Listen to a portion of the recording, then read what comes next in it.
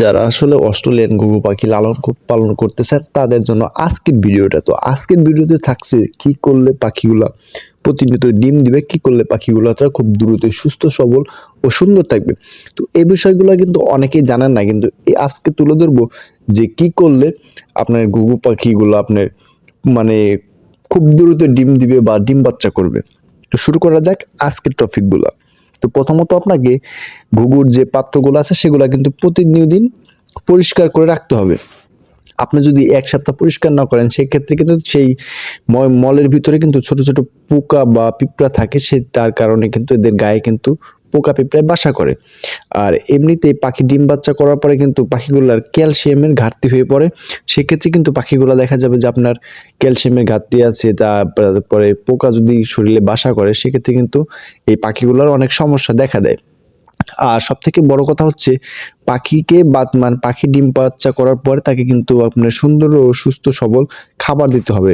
এই খাবারের সাথে থাকবে ভিটামিন, আপনার সরিষা বা সূর্যমুখীর দানা, ভুট্টা, মানে বিভিন্ন গম, এই ধরনের বিভিন্ন কিন্তু দিয়ে এই পাখিকে খাবার দিতে হবে। আবার কিন্তু আপনার এই দেখা যাচ্ছে যে ডিম বাচ্চা করার পরে কিন্তু এই পাখিদেরকে কিন্তু আপনার ভিটামিনের কোর্স করাতে হবে বা কৃমির কোর্স করাতে হবে, যেমন ধরেন ইসেল বা মাইক্রোলেন্স, এভাবে পিপোসিল, এইসব দিয়ে আপনাদেরকে কোর্স করালে দেখা যাবে যে মোটামুটি পাখিগুলো সুস্থ সবল থাকবে। আর মূলত যে খাবারগুলো আছে এই খাবারগুলো আপনাকে প্রথমত প্রতিদিনই পরিবেশন করতে হবে।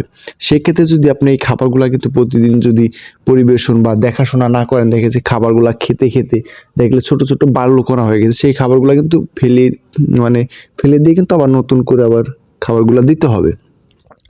আর পাখিগুলা কিন্তু মানে একটা সময় আপনি দেখবেন যে পাখিগুলো এক সময় এইখানে রাখছেন, এক সময় ওইখানে রাখছেন, সেক্ষেত্রে কিন্তু পাখিগুলা ডিম বাচ্চা করবে না। পাখিগুলা কিন্তু এক স্থানে কিন্তু রেখে দিতে হবে। এর জন্য আপনি দেখেন যে আমার যে পাখিগুলো আছে পাখিগুলো খুবই সুস্থ সবল, খুব শান্ত মেজাজের পাখিগুলো। আর এই যে পাখিগুলো, এই দুটো হচ্ছে আমার বড় পাখি, আর ওই দুটো হচ্ছে বাচ্চা। তো আবার কিন্তু পুনরায় পাখিগুলো কিন্তু আবার খুব শীঘ্রই কিন্তু আমার পাখিগুলো ডিম বাচ্চা করবে। ডিমের জন্য কিন্তু মানে এরা মিটিং করছে, তো সবকিছু হয়ে গেছে এদের, মানে খুব দ্রুতই আবার ডিম বাচ্চা করবে।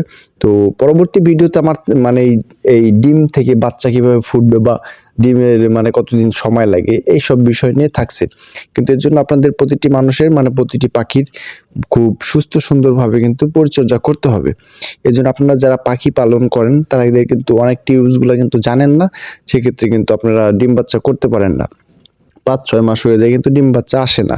তো এই জন্য আপনাদের এই পাখিগুলাকে খুব সুন্দর সুস্থভাবে যত্ন নেবেন, দেখবেন যে পাখিগুলা বছরে 4 থেকে 5 বার কিন্তু বাচ্চা দিবে ইনশাল্লাহ। ধন্যবাদ, ভালো থাকবেন। আর আমার চ্যানেলে যারা নতুন অবশ্যই সাবস্ক্রাইব করবেন।